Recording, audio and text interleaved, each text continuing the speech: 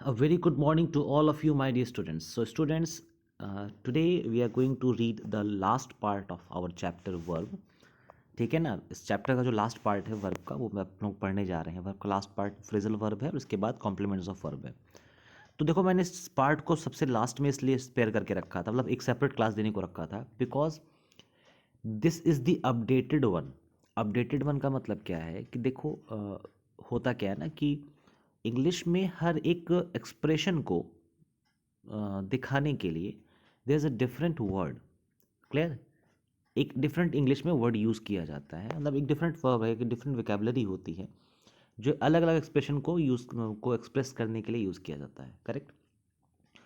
So if it comes about सारी की सारी एक्सप्रेशन को यूज़ करने के लिए वोकेबलरी, तो it takes a lot of memory and time to memorise all those words.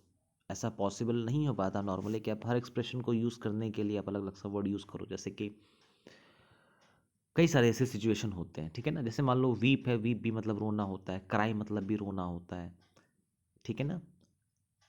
तो ये सारी चीज़ों को, अच्छा, अंदर से रोना, वो मोर्निंग होता है, तो ये सारी चीज़ें होती हैं. अब मेरे कहने का मतलब क्या था कि आज के टाइम पे ना, if you use such words, so you are very learned. बहुत अच्छी बात है, बहुत खुशी की बात है. But today most of the good speakers in India, अच्छा देखो, मैंने बोला क्या, गुड स्पीकर्स. तो गुड स्पीकर हम लोग कैसे बोलेंगे, ये अपनी इंडियन, मतलब नॉट इंडियन बट थोड़ा ये लोकल लैंग्वेज वाली बात होगी. चलो, गुड स्पीकर, अच्छा बोलने वाले. बट अगर मैं इसको इंग्लिश में एक वर्ड देना चाहूँ, तो इसको बोलेंगे इलोक्वेंट स्पीकर्स. क्या कहेंगे? Eloquent speakers. इलोक्वेंट स्पीकर्स, है ना.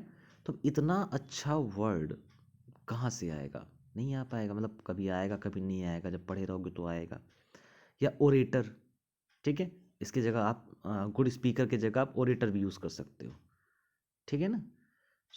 इतनी सारी मेमोरी कहाँ से आएगी? आपको उसके लिए बहुत अच्छी रीडिंग चाहिए. इसीलिए एक चीज़ होती है जिसको कहते हैं फ्रेजल वर्ब, जिसका यूज़ होता है. Why we use phrasal verb, जिसको समझना ज़रा सा. पता है ये पहले होता है क्या, इसको देखो. A phrasal verb is formed by adding preposition or an adverb to a verb which has a meaning different from that of the original verb. ठीक है, यानी कि ये कॉम्बिनेशन होता है बेसिकली, जिसमें प्रीपोजिशन या एक एडवर्ब को ऐड किया जाता है किसी और वर्ब से. यानी वर्ब तो रहेगा ही रहेगा, वर्ब के साथ या तो एडवर्ब ही ऐड कर देंगे, ठीक है ना, और या तो कोई प्रीपोजिशन ऐड कर देंगे, कोई प्रीपोजिशन ऐड कर देंगे. करेक्ट?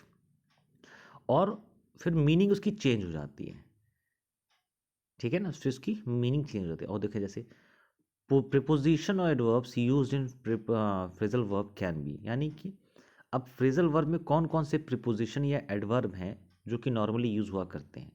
जैसे out, down, of, up, into, for, back, over, away, in and on. और तुम देखना इसकी मीनिंग बिल्कुल चेंज हो जाती है. जैसे अब अभी तो ये खैर बॉक्स वाली चीज़ें हैं, ये मतलब कि नहीं है, ऐसे समझो, अलग से समझ लो, ठीक है ना. जैसे मैंने बोला कि पुट मतलब क्या होता है? रखना. अप मतलब क्या होता है?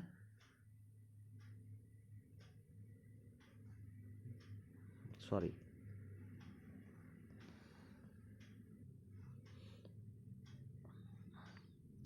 ऑन मतलब क्या होता है? किसी पर रखना. मतलब ऑन मतलब कुछ और, मतलब पर, ठीक है ना. बट अगर आप पुट ऑन को एक साथ रखोगे, so it is a phrase जो कि किसके सिनोनिमस है? वियर के, यानी पहनना. ठीक है. जैसे कि कहा गया आपसे, what are you going to wear in today's party, आज की पार्टी में आप क्या पहनने वाले हो. ये तो आप ऐसे बोलोगे, what are you going to put on in today's party. What are you going to put on in today's party. ठीक है. तो यही है फ्रेज का मतलब, बेसिकली आज के टाइम पे इसका बड़ा यूज़ है. And whosoever use these phrases are actually, उसको कंसिडर किया जाता है कि बहुत अच्छा स्पीकर है. ठीक है ना.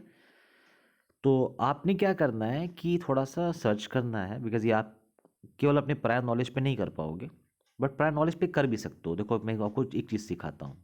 जैसे मान लो एक वर्ड आया कीप, ठीक है ना। तो कीप वर्ड बेसिकली क्या है, ये कीप एक वर्ब है। अब आपको क्या करना है, इस वर्ब के 3 कॉलम में जो 3 बॉक्स ये दिख रहा है, इस 3 बॉक्स में इन सबको भरना है, फिल करना है। किसी को भी फिल कर लो, रैंडमली आप किसी को भी फिल कर लो। और फिल करने के बाद ये देखो कि क्या उसकी कोई मीनिंग है, नेट पे सर्च करके। जैसे मान लो कीप डाउन, जैसे मैंने यहाँ से डाउन पिक किया, मैंने लिखा कीप डाउन। तो आप यहाँ नेट पे जाके सर्च करो कि क्या कीप डाउन की कोई मीनिंग है। तो उसकी मीनिंग आप जो है अलग से कॉपी में लिख करके सेंड करो मेरे को, कॉपी में लिख करके सेंड करो मेरे को। ये आपका टास्क रहता है। अच्छा, कॉम्प्लीमेंट ऑफ वर्ब भी फटाफट समझ लो जल्दी से कि क्या होता है। ठीक है, कॉम्प्लीमेंट ऑफ वर्ब देखो क्या है, ये तो आप लोगों ने खैर क्लास 7 में पढ़ा ही होगा, बट फिर से मैं पढ़ा देता हूँ। कॉम्प्लीमेंट ऑफ वर्ब एक्चुअली होता क्या है, एज अ वर्ड और group of word that is needed to complete the meaning of a sentence. किसी सेंटेंस की मीनिंग को कंप्लीट करने के लिए जिसकी जरूरत होती है उसको कहते हैं कॉम्प्लीमेंट ऑफ वर्ब। ठीक है ना। तो अब कॉम्प्लीमेंट ऑफ वर्ब पता है कि 2 टाइप्स का होगा, subject complement and object complement.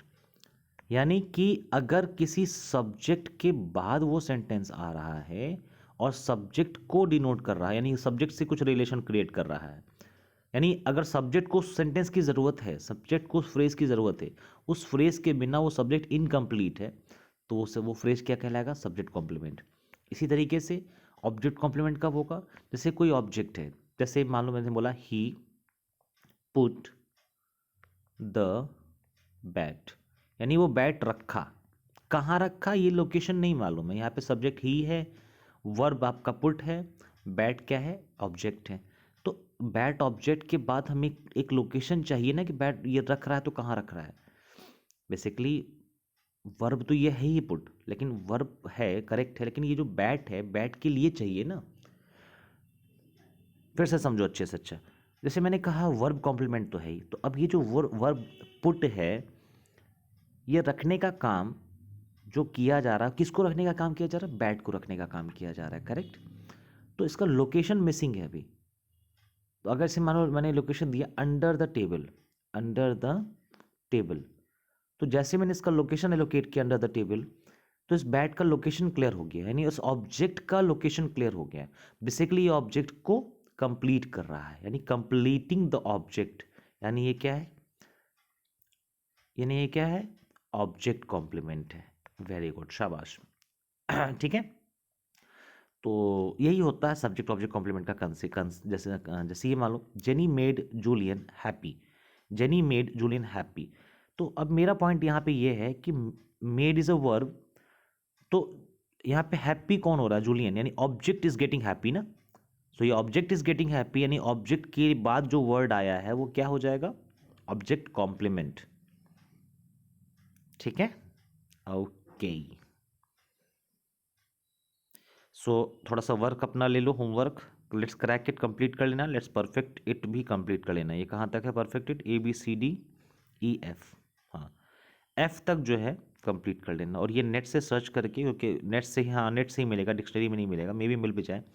So get into, cheer up, ये सारे के सारे क्या है, ये सारे के सारे फ्रेजल वर्ब हैं, इनकी मीनिंग्स को आप लोग लिख लेना यहाँ पे। ठीक है, so that's all for the day students, thanks a lot.